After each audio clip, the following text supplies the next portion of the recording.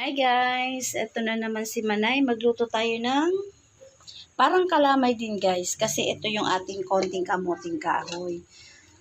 Hinaluan ko to guys ng isang gabi. Ayan, para medyo malambot siya. Tapos ito yung isang buo lang to guys na buko. Pinapakayod ko doon. Tapos medyo matigas pa to guys kasi pinasok ko yan sa freezer. Ayan. Tapos, lalagyan ko siya ng konting condense, ibap, at saka, tawag dito, asukal, at saka yung ating vanilla, at saka yung ating kokomama. Ito guys, kukuha tayo ng isang kokomama. Ayan. Ito ang kukuha natin sa unan kasi yung sa dulo ako naglalagay guys. Ayan. Isang kokomama lang guys para medyo may linamnam yung ating parang kalamay guys. Ayan. Guys, mag-start na tayo luto nitong ating parang kalamay. Parang kalamay guys na may may tawag dito guys. May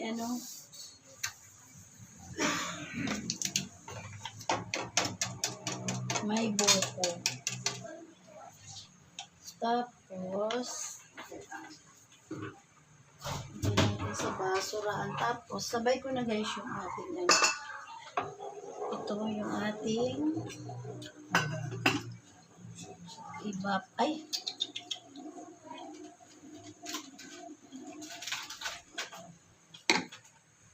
Tapos, isasabay ko na to guys na condense.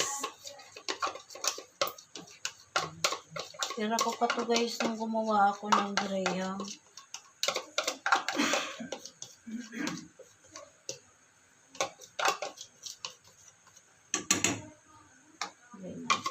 Sayang.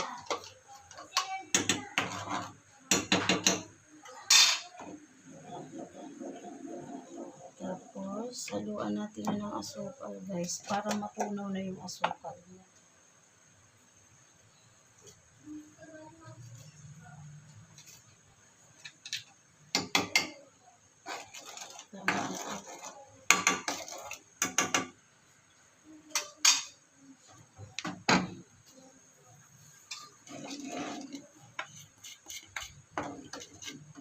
Pagkatapos ito guys, yung ulam naman namin ng tanghalian ang lulutuin ito. Para pag natunaw na yung asukal guys, ilalagay na natin yung ito guys, so para matunaw pala. Kasi na to tawag dito. Ilang araw na to sa freezer. Kasi nung isang araw pa gusto ko gumawa nito guys. Sabi ko parang gusto ko kumain ng kamuting kahoy na parang kalamay. Kaya lang, may pinuntahan yata ako yun guys, kaya hindi ko ito nagawa.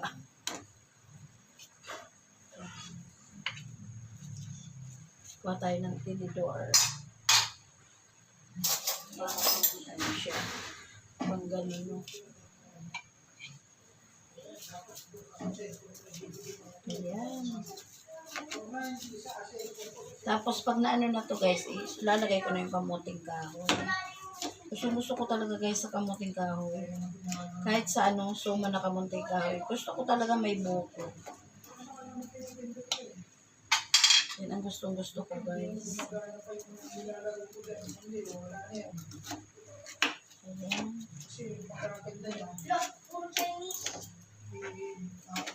Ayan. Ayun, na siya guys. Naiwalay na. Ilagay na natin yung kamuting kahoy.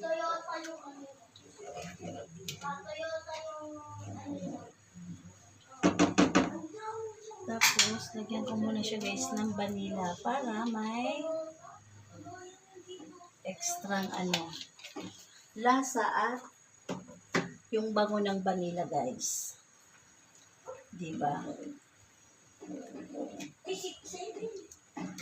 Tikman ko pala guys yung yung tawag dito. Tikman natin yung kung okay yung tamis. Okay na sa akin to guys. Malinamnam siya. Ayan. Napadami yata guys yung aking ano. Tawag dito.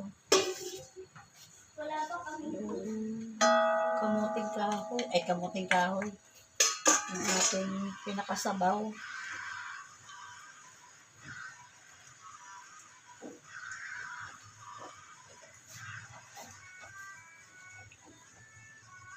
Ayan guys, oh, umalsa na siya, oh.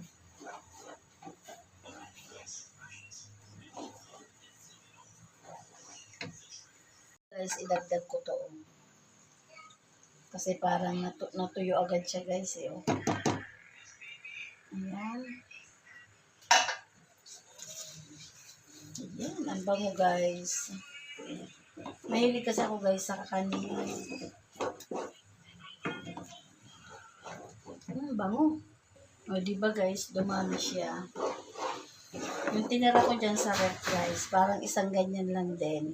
Mahaluan ko din yun ng gabi pag niluto ko. Pinasok ko muna siya sa freezer.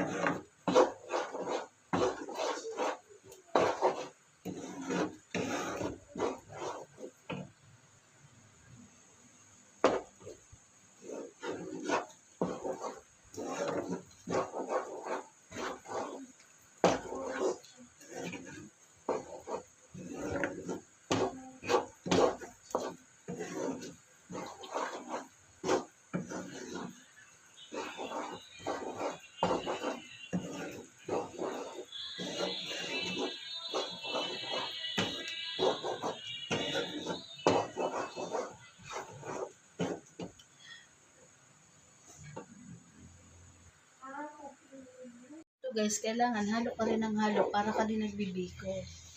Kasi ano siya guys, so masusunog yung ilalim. Ito, oh, malapit-lapit na siya guys. So ayan, tatanggal na siya sa pinaka ano ng kawali. Ang bango guys. Ito guys, titikman ko na siya. Ganda na ng kulay niya, oh.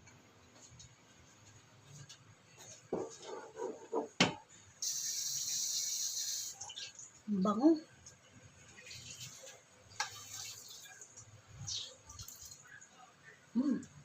Harap. Ang sarap guys. Ayoko lang ng matamis na matamis guys. Kasi bawal na sa akin ang matamis na matamis. Sakto lang yung tamis nito guys. Sarap guys. Sarap din tong panghimagas. Kakanin panghimagas guys. Gusto ko dito kasi may muko. Kunting-kunti na lang guys. Ito guys, okay na siya. Dito ko na naman siya guys isasalin. Ayan. Okay na to guys. Oh. Nakakalas na siya sa pinakaano sa kawali. Dito ko siya ilalagay.